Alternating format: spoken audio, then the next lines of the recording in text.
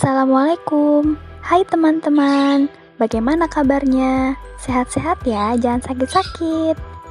Kami dari kelompok 2 ingin mempresentasikan pembahasan materi kami tentang kondisi ekonomi pada masa Khulafaur Rasyidin. Sebelumnya, terima kasih kepada Profesor Dr. Ais Amelia MAG selaku dosen pembimbing pada mata kuliah Sejarah Pemikiran Ekonomi Islam. Bersama rekan-rekan saya, yaitu Safi Van Nur Rashid dengan NIM 042, Rosi Dwi Astuti dengan NIM 093, Muhammad Fakih Al-Hifni dengan NIM 100, dan yang terakhir Yusrina Zilan Solihah dengan NIM 103. Poin pembahasan materi ini adalah: yang pertama, ekonomi pada masa Abu Bakar Asy-Syiddiq; yang kedua, ekonomi pada masa Umar bin Khattab; yang ketiga, ekonomi pada masa Utsman bin Affan; dan yang keempat, ekonomi pada masa Ali bin Abi Thalib. Poin pertama, ekonomi pada masa pemerintahan Abu Bakar Asy-Syiddiq. Masa pemerintahan Abu Bakar Asy-Syiddiq. Abu Bakar Asy-Syiddiq banyak menghadapi persoalan dalam negeri yang berasal dari kelompok murtad, nabi palsu, dan pembangkang zakat. Dalam usahanya meningkatkan kesejahteraan umat Islam, Abu Bakar Asy-Syiddiq melaksanakan berbagai kebijakan ekonomi seperti yang telah diterapkan Rasulullah SAW. Ia sangat memperhatikan keakuratan perhitungan zakat sehingga tidak terjadi kelebihan atau kekurangan pembayarannya. Hasil pengumpulan zakat tersebut dijadikan sebagai pendapatan negara dan disimpan dalam Baitul Mal untuk langsung didistribusikan seluruhnya kepada kaum muslimin hingga tidak ada yang tersisa. Kebijakan-kebijakan ekonomi pada masa Abu Bakar Asy-Syiddiq. Yang pertama, menegakkan hukum dengan memerangi mereka yang tidak mau membayar zakat. Yang kedua, pembagian tanah hasil taklukan, sebagian diberikan kepada kaum muslimin dan sebagian yang lain tetap menjadi tanggungan negara. Yang ketiga, mengambil alih tanah-tanah dari orang-orang yang murtad untuk kemudian dimanfaatkan demi kepentingan umat Islam secara keseluruhan. Yang keempat, tidak merubah kebijakan Rasulullah SAW dalam masalah jizyah. Yang kelima, tidak menjadikan ahli Badar atau orang-orang yang berjihad pada perang Badar sebagai pejabat negara. Yang keenam, tidak mengistimewakan ahli Badar dalam pembagian kekayaan negara. Yang ketujuh, mengelola barang tambang atau rikaz yang terdiri dari emas, perak, perunggu, besi, dan baja sehingga menjadi sumber pendapatan negara. Yang kedelapan, menetapkan gaji pegawai berdasarkan karakteristik daerah kekuasaan masing-masing. Analisis dan kesimpulan pembahasan. Masa pemerintahan Abu Bakar Asy-Syiddiq. Ketika pada masa pemerintahan Abu Bakar, beliau menerapkan kebijakan ekonomi seperti yang telah diterapkan pada masa Rasulullah yang beberapa di antaranya adalah: yang pertama, sangat memperhatikan keakuratan perhitungan zakat sehingga tidak terjadi kelebihan atau kekurangan pembayarannya. Hasil pengumpulan zakat tersebut dijadikan sebagai pendapatan negara dan disimpan dalam Baitul Mal untuk langsung didistribusikan seluruhnya kepada kaum muslimin hingga tidak ada yang tersisa. Yang kedua, pembagian tanah hasil taklukan, sebagian diberikan kepada kaum muslimin dan sebagian yang lain tetap menjadi tanggungan negara. Yang ketiga, mengambil alih tanah-tanah dari orang-orang yang murtad untuk kemudian dimanfaatkan demi kepentingan umat Islam secara keseluruhan. Apabila dikaitkan dengan masa sekarang, masa kebijakan yang pertama itu bisa untuk diterapkan di Indonesia, akan tetapi sulit, dikarenakan Indonesia warga negaranya tidak semuanya beragama Islam, dan jika diterapkan pun, maka hanya umat muslim saja yang mendapatkan hasil zakat tersebut, sementara umat agama yang lain tidak. itu bisa menyebabkan kecemburuan terhadap umat lain, dan lagi sepertinya untuk menerapkan kebijakan tersebut akan sulit dikarenakan Indonesia wilayahnya sangat luas yang terbagi menjadi pulau-pulau yang dipisahkan oleh lautan. Maka akan sangat memakan waktu dan menjadi biaya lebih bila disimpan di penyimpanan keuangan negara lalu didistribusikan secara adil kepada seluruh warga Muslim Indonesia. Memang jika kebijakan itu dilakukan, akan sangat efektif untuk mengurangi jurang antara yang kaya dan miskin. Lalu, untuk kebijakan yang ketiga adalah mengambil alih tanah dari orang-orang yang murtad. Sepertinya kebijakan tersebut sangat tidak mungkin untuk dilakukan di masa sekarang, terutama di Indonesia yang menjunjung tinggi HAM atau hak asasi manusia dan merupakan negara hukum. Karena memerangi orang-orang murtad lalu mengambil alih tanah mereka sama saja seperti mencuri dan memperlakukan tidak adil terhadap orang-orang murtad tersebut, dan itu bisa ditindak pidana. Selanjutnya, ekonomi pada masa pemerintahan Umar bin Khattab. Abu Bakar Ashidik bermusyawarah dengan para pemuka sahabat tentang calon penggantinya. Berdasarkan hasil musyawarah tersebut, ia menunjuk Umar bin Khattab sebagai khalifah Islam yang kedua. Keputusan tersebut diterima dengan baik oleh kaum muslimin.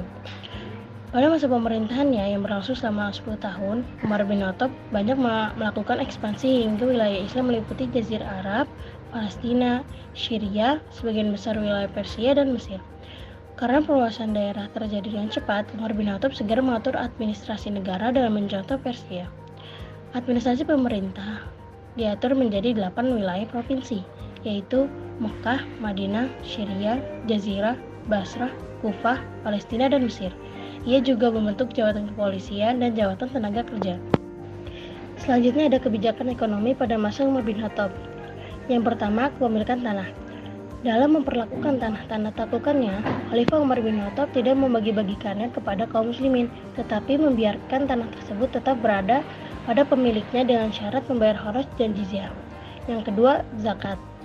Khalifah Umar bin Khattab menetapkan kuda, karet, dan madu sebagai objek zakat karena pada masanya ketiga hal tersebut telah lazim diperdagangkan, bahkan secara besar-besaran sehingga mendatangkan keuntungan bagi para penjualnya. Yang ketiga, usar. Khalifah Umar bin Khattab menetapkan pajak usar kepada pedagang yang memasuki wilayah kekuasaan Islam. Besarnya jumlah pajak ini bervariasi, 2,5% bagi pedagang muslim, 5% bagi kafir zimmi, dan 10% bagi kafir harbi. Pajak ini hanya dibayar sekali dalam setahun, sekalipun pedagang tersebut memasuki wilayah Islam lebih dari sekali dalam setahun. Dan yang terakhir adalah mata uang. Selanjutnya ada faktor-faktor yang mempengaruhi kesuksesan ekonomi pada masa Umar bin Khattab. Yang pertama, melakukan sistematisasi dalam pemberlakuan pungutan jizyah kepada ahli zimmah dengan cara menetapkan 3 tingkatan jizyah yang disesuaikan dengan tingkat kemampuan mereka membayar. Yang kedua, menghentikan pendistribusian bagian zakat untuk salah satu asnaf, yaitu orang-orang yang baru masuk Islam atau mualaf karena negara Islam telah kuat. Yang ketiga, melakukan restrukturisasi sumber dan sistem ekonomi yang baru yang belum pernah ada sebelumnya. Yang keempat, atas saran Ali, memungut zakat atas kuda yang oleh Rasulullah SAW dibebaskan dari zakat. Yang kelima, membangun dewan-dewan Bait al-Amal. Dan yang terakhir, Umar tidak mendistribusikan tanah taklukan di Irak kepada prajurit dan membiarkannya sebagai amanah. Selanjutnya, Khalifah Umar bin Khattab juga membentuk Dewan Ekonomi dengan tugas-tugas sebagai berikut. Pertama, mendirikan Bait al-Amal, menempa uang, membentuk tentara untuk menjaga dan melindungi kapal batas, mengatur gaji, mengangkat hakim, mengatur perjalanan pos, dan lain-lain. Yang kedua, memperbaiki dan mengadakan perubahan terhadap peraturan yang telah ada. Misalnya, hak penguasaan tanah yang dapat dari perang yang semula diberikan kepada kaum muslimin dirubah menjadi tetap hak pemilik semula, tetapi dikenakan pajak tanah atau kharaj, dan peninjauan kembali persyaratan untuk pembagian zakat bagi orang-orang yang dijinakan hatinya atau mualaf, dan lain-lain. Dan yang ketiga, mengadakan dan menjalankan hisbah atau pengawasan terhadap pasar, pengontrolan terhadap timbangan dan takaran, penjagaan terhadap tata tertib dan susila, pengawasan terhadap kebersihan jalan, dan sebagainya. Dan yang terakhir, Umar melakukan reformasi hak penguasaan tanah dengan mencontoh Rasulullah SAW pada waktu membagikan tanah Khaybar. Analisis dan kesimpulan pembahasan masa pemerintahan Umar bin Khattab. Pada masa pemerintahan Umar bin Khattab, banyak sekali kebijakan yang diambil. Beberapa di antaranya adalah: yang pertama, mendirikan lembaga Baitul Mal. Yang kedua, kepemilikan tanah hasil penaklukan dibiarkan tetap berada pada pemiliknya dengan syarat membayar kharaj dan jizyah. Yang ketiga, mengklasifikasi alokasi pendapatan negara yang berupa zakat, usur, khums, sedekah, kharaj, fai dan lain-lain kepada penerima yang telah ditentukan. Apabila dikaitkan dengan keadaan Indonesia saat ini, maka kebijakan tersebut sangatlah efektif karena selain dapat membantu para fakir miskin dan orang-orang susah, kebijakan tersebut juga bisa membuat pendapatan per kapita negara naik dan akan menaikkan demand dan supply. Hal itu tentu saja akan menaikkan perekonomian negara. Pada masa itu, pembentukan Baitul Mal adalah sebagai perealisasian fungsi negara Islam, yaitu fungsi jaminan sosial dengan beberapa kerjanya, yaitu mendirikan beberapa departemen untuk mendistribusikan harta Baitul Mal, seperti Departemen Jaminan Sosial. Departemen ini berfungsi untuk mendistribusikan dana bantuan kepada seluruh fakir miskin dan orang-orang yang menderita. Lalu pada masa itu, negara juga mengalokasikan pendapatan menjadi 4 poin utama, yang salah satunya adalah khums dan sedekah. Pendapatan ini didistribusikan kepada para fakir miskin atau untuk membiayai mereka yang sedang mencari kesejahteraan tanpa diskriminasi apakah ia seorang muslim atau bukan. Yang ketiga, ada ekonomi pada masa pemerintahan Utsman bin Affan. Masa pemerintahan Utsman bin Affan. Pada 6 tahun pertama masa pemerintahannya, Khalifah Utsman bin Affan melakukan penataan baru dengan mengikuti kebijakan Umar bin Khattab dalam rangka pengembangan sumber daya alam. Ia melakukan pembuatan saluran air, pembangunan jalan-jalan, dan pembentukan organisasi kepolisian secara permanen untuk mengamankan jalur perdagangan. Khalifah Utsman bin Affan tetap mempertahankan sistem pemberian bantuan dan santunan, serta memberikan sejumlah besar uang kepada masyarakat yang berbeda-beda. Meskipun meyakini prinsip persamaan dalam memenuhi kebutuhan pokok masyarakat, ia memberikan bantuan yang berbeda pada tingkat yang lebih tinggi. Dengan demikian, dalam pendistribusian harta Baitul Mal, Khalifah Utsman bin Affan menerapkan prinsip keutamaan, seperti halnya Umar bin Khattab. Lalu di sini ada kebijakan ekonomi pada masa Utsman bin Affan. Tidak ada perubahan yang signifikan pada situasi ekonomi secara keseluruhan selama 6 tahun berakhir kekhalifahan Utsman bin Affan. Namun ada hal-hal yang dilakukan oleh Khalifah Utsman bin Affan, diantaranya adalah yang pertama itu ada pembangunan pengairan, membagi-bagikan tanah-tanah kepada individu-individu untuk reklamasi dan kontribusi kepada Baitul Mal.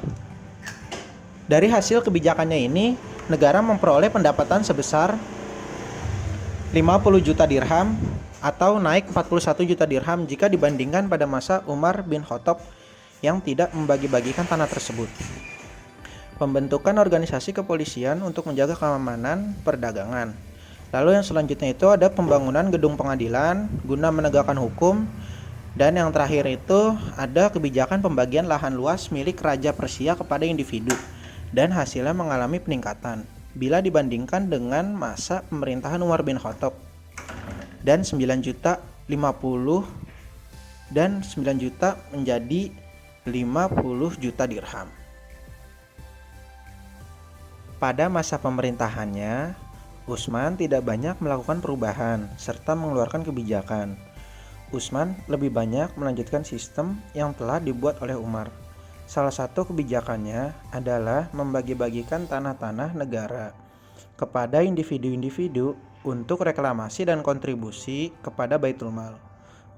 Bisa kita lihat bahwa tanah negara tersebut dibagikan dengan tujuan negara ingin individu yang mengelola tanah tersebut, tetapi hasilnya tetap dikontribusikan sebagian kepada negara. Bila dikaitkan dengan keadaan sekarang, mungkin tanah-tanah negara tersebut bisa dibagikan kepada para pengusaha untuk mengembangkan usahanya, dan uang hasil dari usahanya tersebut dikontribusikan kepada negara sesuai dengan perjanjian yang telah ditetapkan. Hal ini tentu saja sangat efektif di Indonesia, dikarenakan luasnya wilayah Indonesia sehingga sangat sulit bagi pemerintah untuk mengaturnya.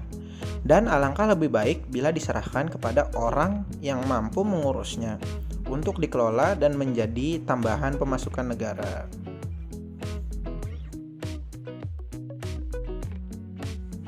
Ekonomi pada masa pemerintahan Ali bin Abi Thalib.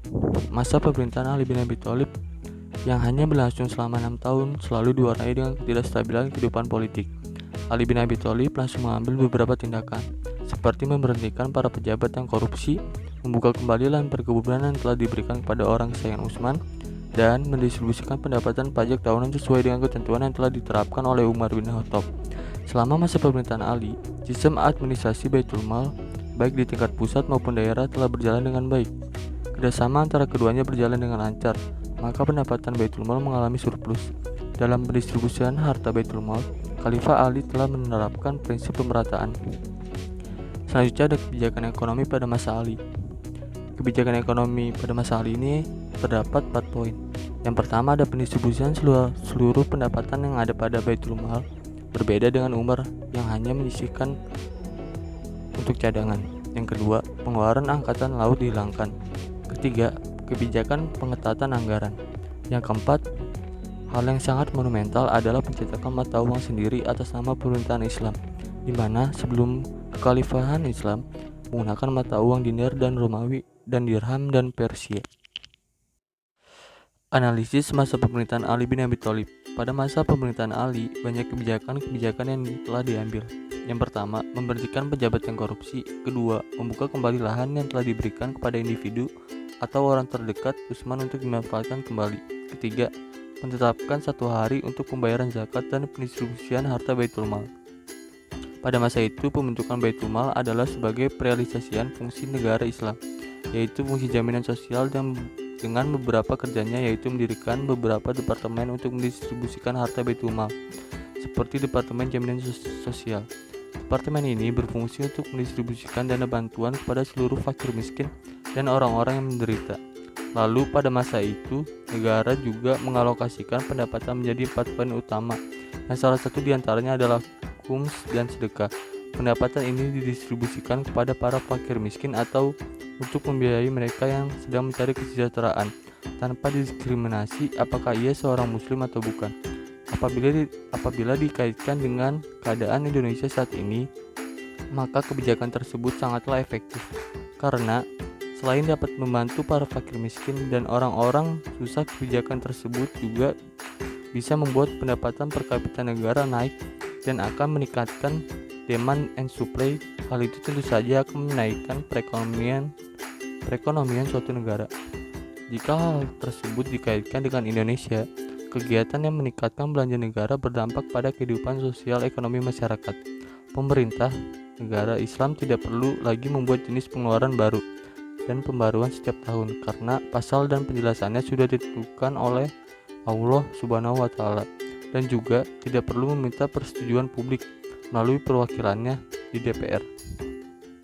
Tentang masalah tersebut, ini akan sangat berbeda dengan negara demokrasi non-Islam seperti Indonesia yang menentukan jenis penerimaan dan pengeluaran melalui keputusan rakyat atau DPR dan dilakukan melalui voting. Sekian presentasi dari kelompok kami, mudah-mudahan bisa berguna dan bermanfaat dalam meningkatkan pengetahuan dan wawasan teman-teman. Kami mohon maaf yang sebesar-besarnya dan terima kasih yang sudah menonton. Wassalamualaikum warahmatullahi wabarakatuh.